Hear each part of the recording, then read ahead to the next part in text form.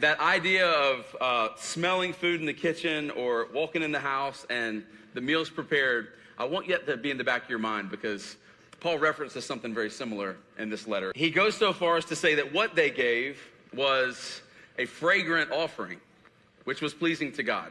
And it's an interesting phrase, but in order for us to understand what he's saying there is we have to go back to the Old Testament.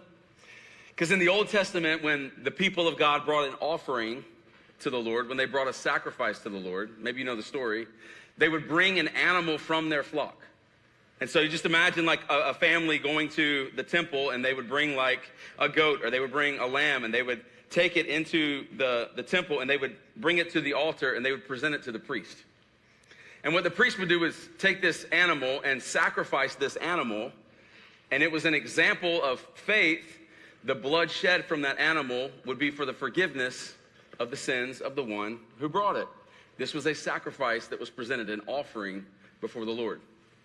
And so what also was happening in the temple, because you can imagine the scene and the smells affiliated with that, in the temple, the high priest would also burn incense day and night.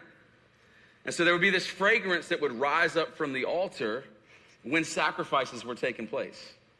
And the idea is that that fragrant offering, that scent or that aroma, would be pleasing to God as sacrifice was being made. Paul says, look, you gave in such a way that your sacrifice was pleasing to God. In other words, the New Testament example of what it means to make offering is similar to the Old Testament example of saying, thank you, God, for what you have done.